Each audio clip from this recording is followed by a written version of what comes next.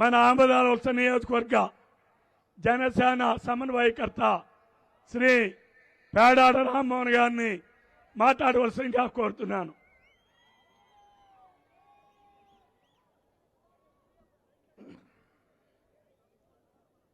సభాయ నమః.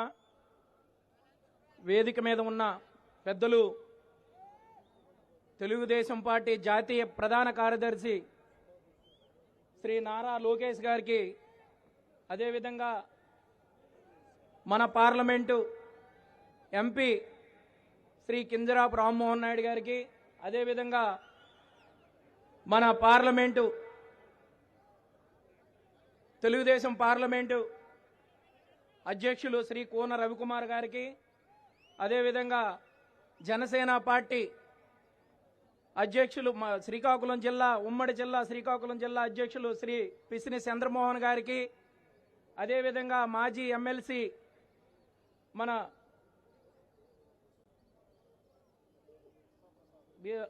పీరికట్ల యశప్రసాద్ గారికి, అదేవిధంగా ఇప్పుడు ఎమ్మెల్సీ చిరంజీవి గారికి, వేదిక మీద ఉన్న పెద్దలందరికీ హృదయపూర్వక నమస్కారాలు తెలియజేసుకున్నాను.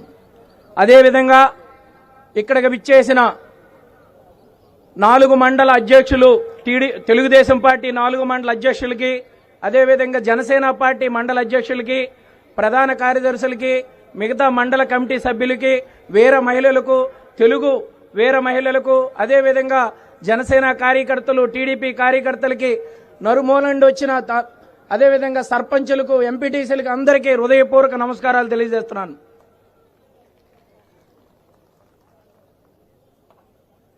అన్న లోకేష్ గారు, అన్న అంటానండి. అన్న, మన 2014లో తెలుగుదేశం పార్టీ గెలిచిన తర్వాత ఆమదాలవలస నియోజకవర్గం 2017లో ఇక్కడ ఏదైతే వంశధార నాగావళి అనుసంధానం అని చెప్పేసి అప్పుడు చంద్రబాబు నాయుడు గారు దాదాపుగా 145 కోట్లు రిలీజ్ చేసి 636 ఎకరాలు భూసేకరిస్తే దాంట్లో 36 ఎకరాలు భూసేకరణ జరగలేదు అప్పుడు కొన్ని కారణాల వల్ల. అయితే దానికి 2 సంవత్సరాల్లో అప్పుడు గవర్నమెంట్ 68% పనులు పూర్తి చేస్తే ఈ వైసీపీ జగన్ రెడ్డి, ఈ జైల్ రెడ్డి ఇప్పుడు సుమారుగా అంటే 12% పనులు మాత్రమే ఈ 5 ఏళ్లలో ఈయన పూర్తి చేసుకోలేకపోయాడు. 36 ఎకరాలు కూడా ఏదైతే అక్కడ ఇంకా మిగతా ఉండిపోయిందో అందులో 1 ఎకరాకు కూడా డబ్బులు ఇవ్వలేదు. అది కూడా భూసేకరణ చేసుకోలేని అసమర్థుడు ఈ జగన్ రెడ్డి అని చెప్పేసి ఈ సందర్భంగా తెలియజేస్తున్నాను. ఎందుకంటే అది అక్కడ 2 నదులు అనుసంధానం జరిగితే దాదాపుగా ఒక 30 చెరువులకు కానీ, అదేవిధంగా 5,000 ఎకరాలు మన ఏదైతే పొడి ప్రాంతం ఉందో ఆ ప్రాంత ప్రజలందరికీ నీరు అందితే రైతులకు బాగుపడతారు. మరి రైతుల కోసమే వచ్చానని చెప్పిన జగన్ రెడ్డి మరి ఎందుకు పూర్తి చేసుకోలేకపోయాడని చెప్పేసి ఈ సందర్భంగా తెలియజేస్తున్నాను. అదేవిధంగా అన్న ఇంకోటన్నా, వంశధార కానీ నాగావళి కానీ ఏదైతే వంశధార నాగావళి కర్రకట్టలు అనేది నేను ఖచ్చితంగా ఏవైతే పనులు ఆగిపోయినాయో మొదలు పెడతానని చెప్పిన జగన్ రెడ్డి ఈ రోజు వరకు అప్పుడు టీడీపీ ప్రభుత్వంలో ఏదైతే కర్రకట్టలు చేశారో అంతవరకే ఆగిపోయిన ఈ జిల్లాలో తప్పిస్తే ఈ నియోజకవర్గంలో కానీ పక్క నియోజకవర్గాల్లో కానీ కర్రకట్టలు పనులు పూర్తి చేయకపోవడం వలన దాదాపుగా ఆమదాల వలస బోర్జ మండలం, సరుబుజ్జల మండలంలో సుమారుగా ప్రతి ఏటా ప్రతి రైతు పండించి వాళ్ళు కష్టపడి ప్రతి ఎరువులు వేసుకుంటూ అన్ని విధాలుగా కష్టపడిన తర్వాత పంట చేతికొచ్చే టైంకి వరదలు గాని తుఫాన్లు వస్తే 1000 ఎకరాల్లో పంట నీట ములిగి అనేక విధాలుగా రైతులు ఇబ్బందులు పడినా వాళ్ళకి కనీసం పంట నష్టం కూడా ఇచ్చుకోలేని పరిస్థితిలో ఈ ముష్టి జగన్ రెడ్డి ఉన్నాడని చెప్పేసి ఈ సందర్భంగా తెలియజేస్తున్నాను. ఎందుకంటే జగన్ రెడ్డి ఎప్పుడు కూడా మాటలు పోతే తప్పించి రైతుల పక్షాన గాని అదేవిధంగా యువత పట్ల గాని ఏ విధంగా కూడా చేసింది లేదని చెప్పేసి ఈ సందర్భంగా తెలియజేస్తున్నాను. అదేవిధంగా అన్న షుగర్ ఫ్యాక్టరీ గురించి మాట్లాడితే జగన్ రెడ్డి ఇక్కడ ఏదైతే ఆమదాల వలస నడిబొడ్డున షుగర్ ఫ్యాక్టరీ నేను తెరిపిస్తాను, మా నాన్నగారు ఆ రోజు మా నాన్నగారు మరణించారు కాబట్టి తెరిపించలేకపోయారు. ఆయన మాటగా ఆయన వారసుడిగా నేను వచ్చాను, వినండి, నేను తెరిపిస్తాను, నేను గెలిచిన 2 సంవత్సరాల్లో షుగర్ ఫ్యాక్టరీ తెరిపిస్తానని చెప్పిన 319వ రోజున ఆయన పాదయాత్రలో ఆయన ఇక్కడ ప్రజలందరికీ ఇచ్చి మాట ఇచ్చి వెళితే ఎక్కడే అన్నా పక్కనే 1 కిలోమీటర్ కూడా ఉండదు. ఇక్కడ జరిగితే ఈ రోజు జగన్మోహన్ రెడ్డి అది ఎక్కడ అడుగుతామో అని చెప్పేసి ఈ రోజు వరకు ఈ నియోజకవర్గానికి రావడానికి పరదాలు కట్టుకొని వస్తానని చెప్పేసి ఈ సందర్భంగా తెలియజేస్తున్నాను. ఈ జగన్ రెడ్డి అదే విధంగా అన్నా ఇంకోటన్నా ఆమదాల వలస శ్రీకాకుళం రహదారి గురించి మనం అప్పుడు టీడీపీలో మన ప్రభుత్వం మన గవర్నమెంట్లో ఉండేటప్పుడు 45 కోట్లు మేము రిలీజ్ చేసి ఈ 10 కిలోమీటర్ల రోడ్డు కూడా పూర్తి చేస్తామనంటే ఈయన వచ్చి 2-3 సంవత్సరాల్లో కూడా మొదలు పెట్టకుండా ఉన్నాడు. అయితే ఒక్కసారన్నా ఎప్పుడైతే వీళ్ళు మొదలు పెట్టలేదని చెప్పేసి జనసేన మేము ముందుకొచ్చి మేము ధర్నాలు దీక్షలు చేసి ఫోటోలు ఫ్లెక్సీలు కడితే మా పైన భౌతిక దాడులు చేసి మాకు 10 మందిని 100 మంది వచ్చి కొట్టారన్న. ఆ రోజు మీరు ఎర్ర బుక్ తీయన్న, రాయన్న, ఎర్ర బుక్లో రాయండి అన్న. ఎందుకంటే మీ ఎర్ర బుక్ పని ఏంటనేది ఎలక్షన్ తర్వాత మీరు ఏదైతే రిజల్ట్ వచ్చిన తర్వాత చూపిస్తామన్నారో మీరు చూపిస్తారని ప్రజలందరూ నమ్ముతున్నారు, నమ్మి తీరుతారు. ఖచ్చితంగా ఎవరెవరికైతే దాడులు చేసి మమ్మల్ని కొట్టి మా మీద కేసులు పెట్టి మమ్మల్ని అన్నా నేను ఇంతవరకు చెప్తున్నానన్నా 30 సారి కోట్ల మెట్లెక్కా. ఏం తమ్మినేని సీతారాం లాగా నేనేం ఇసుక దందాలు చేయలేదు, భూదందాలు చేయలేదు, ఎటువంటి నేరాలు చేయలేదు. నేను నా మీద 8 కేసులు పెట్టారు, అందులో 3 కేసులు తీసేస్తే ఇప్పటికే 5 కేసులతో నేను కోర్టు చుట్టూ తిరుగుతానని చెప్పేసి ఈ సందర్భంగా తెలియజేస్తున్నానన్న. రాయండి అన్న ఎర్ర బుక్లో. ఖచ్చితంగా వదిలేది లేదు. ఎక్కడ అబ్బా కొడుకులు దోసుకున్నది మనం మళ్ళీ తిరిగి తీయాలి, తీసి వీళ్ళకి ఇంట్లో కూర్చోబెట్టాలని చెప్పేసి ఈ సందర్భంగా తెలియజేస్తున్నాను.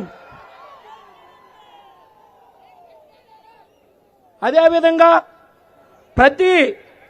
మేము ప్రతి సమస్య మీద పోరాడుతుంటే అన్నా ఈ జగన్ రెడ్డి ఇదే విధంగా స్థానిక ఎమ్మెల్యే పనికిరాని స్పీకరు, అదేవిధంగా పనికిరాని సభాపతి అయిన తమ్మినేని సీతారాం వీడికి మొన్నే కదా కొట్టాం అంటే ఒక సందర్భంలో అన్నా ఇక్కడ ఓవిపేట గ్రామంలో మా జన సైనికులు ఒక 20 మంది తలా కొంత అమౌంట్ వేసి ఒక 5 లక్షల రూపాయలు పెట్టుకుని ఒక పార్కు నియమిస్తే ఆ పార్కుకి శిలాఫలకం ఈయన ఫోటో పెట్టి ఈయన ఓపెన్ చేయడానికి వెళ్తే మా జన సైనికులు నియమించుకున్న పార్కు నువ్వెలాగా ఓపెన్ చేస్తావని నేను అడ్డుపడితే ఒరే వీడికి తన్ని 4 నెలలు కూడా అవ్వలేదు కదా, వీడికి ఏంట్రా ధైర్యం అని అంటే తమ్మినేని సీతారాం నేను చెప్తున్నా, నా ధైర్యం పవన్ కళ్యాణ్ గారు, నా ధైర్యం నారా చంద్రబాబు నాయుడు గారు, నా ధైర్యం మా లోకేష్ అన్న. ఎందుకంటే ఎవడు భయపడితే భయపడేవాడు జన సైనికుడు కాదు. ఏంట్రా నీ ధైర్యం అని అంటే వీడికేంట్రా ఇంత ధైర్యం అని అంటే ఏం మీరు భయపడితే భయపడడానికి ఏమైనా నేను ఓటర్ని అనుకున్నావా? జన సైనికుడికి భయం ఉండదు. అదేవిధంగా మరికొన్ని సమస్యలన్నా ఆల్రెడీగా మీకు ఒక లిఖితపూర్వకంగా ఇస్తాను. అదేవిధంగా పొందూరులో పొందూరు ఖద్దరు ఏదైతే ఉందో మీకు తెలుసన్నా, మీ ముద్దుల మామయ్య గారు పొందూరు ఖద్దరుని ఎక్కడికో తీసుకెళ్లారు ఆయన ప్రతి సినిమాలో పెట్టి. అలాంటి పొందూరు ఖద్దరుకి దాదాపుగా 2000 మంది రోజు కూలి 200 రూపాయలతో పనిచేస్తున్నారన్న. ఇదే పొందూరు ఖద్దరుని మనం జాతీయ అంతర్జాతీయ స్థాయిలో మంచి పరిశ్రమలుగా పెట్టి వాళ్ళకి ఇంకా ఉపాధి కల్పించే విధంగా ఉంటే వాళ్ళు పొందూరు ఖద్దరు ఏదైతే చేనేతలు ఉన్నారో వాళ్ళు ఇంకో పనులకి వెళ్ళవలసి వస్తుంది. అలా కాకుండా వాళ్ళకి కానీ మనం కల్పిస్తే ఖచ్చితంగా మనము 10,000 మందికి ఉపాధి ఇవ్వగలమని చెప్పేసి ఇంత సందర్భంగా తెలియజేస్తున్నానన్నా. అదేవిధంగా మరి జగన్మోహన్ రెడ్డి అన్నా నీకు ఇంకో విషయం అన్నా, జగన్మోహన్ రెడ్డికి భయపెట్టడానికి పవన్ కళ్యాణ్ గారు భయపెట్టగలరన్న, ఎందుకంటే ఆయన చూస్తే భయపడతాడు. మరి చంద్రబాబు నాయుడు గారిని చూసినా భయపడతాడు. మరి మిమ్మల్ని చూసినా మొన్ననే చూసాం, మీరు రోడ్డు మీదకి వస్తారంటే మిమ్మల్ని రోడ్ల మీద కూర్చోబెడుతున్నారు తప్పించి ఎక్కడికి ముందుకు రానియట్లేదు. చూసామన్నా మిమ్మల్ని చూసినా భయపడుతున్నాడు. మరి పేడాడు రామ్మోహన్ అనే నేను నన్ను చూస్తే జగన్ రెడ్డికి ఎందుకన్నా భయం? అది కూడా సందర్భం చెప్తున్నానన్నా. అదే ఈ జగన్ రెడ్డికి ఎందుకు భయం అంటే ఒక విషయం అన్నా, ఎక్కడైతే ఆమదాల వలస నడిబొట్టున నేను షుగర్ ఫ్యాక్టరీ తెరిపిస్తానన్నాడు, ఇక్కడ శ్రీకాకుళం వచ్చి నేను మరి ఒక 16 కోట్ల రూపాయలు ఇస్తున్నాను, ఈ రోడ్డు పూర్తి చేయండి అని చెప్పాడు. ఇప్పుడు వరకు కనీసం ఆయన ఇచ్చిన నిధులు లేవు. అక్కడ ఎవరైతే కాంట్రాక్ట్ గుత్తేదారులు ఉంటారో వాళ్ళకి రాక వాళ్ళకి అమౌంట్లు రాక వాళ్ళు కూడా పనులు సగంలోనే ఆపేసి వెనక్కి వెళ్ళిపోయిన పరిస్థితి. ఇది నేను ఎక్కడ ప్లాకార్డ్ రూపంలో ఆయన వచ్చే దారిలో ఆయన అడ్డగిస్తాను ఆపుతానని చెప్పి ఇప్పటికి 3 సార్లు జగన్ రెడ్డి జిల్లాకు వస్తే 3 సార్లు కూడా అర్ధరాత్రి 3 గంటలు 4 గంటల మా ఇంటికి వచ్చి నన్ను లిఫ్ట్ చేసి 2 టౌన్ పోలీస్ స్టేషన్లో పెట్టిన ఘనత ఈ జగన్ రెడ్డిదని చెప్పేసి ఈ సందర్భంగా తెలియజేస్తున్నాను. ఎందుకంటే ఈయనకి జగన్ రెడ్డి అంటే నాయకులు, రాష్ట్ర నాయకులు ఈ రాష్ట్రాన్ని ముందుకు నడిపించే వాళ్ళు చూస్తే భయపడొచ్చు, కానీ నన్ను చూస్తే ఉచ్చపోయడం అనేది జగన్ రెడ్డికి మరీ దారుణంగా ఉంది. అదేవిధంగా అన్నా, మేము జన సైనికులు ఈ నియోజకవర్గ ఇన్ఛార్జిగా కానీ ఇక్కడ జన సైనికులు కానీ పవన్ కళ్యాణ్ గారు కానీ నారా చంద్రబాబు నాయుడు గారు కానీ ఏ నిర్ణయం తీసుకున్నా ఎవరికి మీరు ముందుకు నడిపించాలో మీరు ముందుకు పెట్టినా వాళ్ళకి మేము సపోర్ట్ చేస్తూ ఇక్కడ నిలబెట్టిన ఎమ్మెల్యే క్యాండిడేట్కి మేము ఖచ్చితంగా గెలిపించి మేము అసెంబ్లీకి పంపిస్తామని చెప్పేసి ఈ సందర్భంగా తెలియజేస్తున్నానన్నా. అదేవిధంగా అన్న ఇంకొక విషయం అన్నా, సరే సారీ, ఇంకా సమయం చాలా తక్కువగా ఉంది కాబట్టి పెద్దలు వాళ్ళందరూ మాట్లాడవలసిందిగా, అందుకోసం సమయం తక్కువగా ఉంది కాబట్టి ఇక్కడితో నేను ముగిస్తున్నాను. అందరికీ నమస్కారం. ఈ అవకాశం ఇచ్చిన ప్రతి ఒక్కరికి, అదే వేదిక మీద ఉన్న పెద్దలకి శిరస్సు వంచి నమస్కరించుకుంటున్నాను. జై జనసేన, జై జనసేన.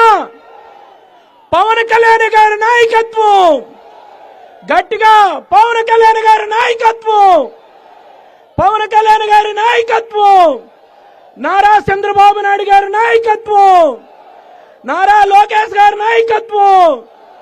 జై తెలుగుదేశం, గట్టిగా జై తెలుగుదేశం. అలా యాపీ, బాయ్ బాయ్ వైసీపీ, అలా యాపీ, అలా యాపీ, అలా ఆముదాల వలస, బాయ్ బాయ్ తమ్మినేని, అలా ఆముదాల వలస. గట్టిగా వినిపించాలి, సీతారాం ఇంటికి వినిపించాలి. అలా ఆముదాల వలస, అలా ఆముదాల వలస. Okay, thank you.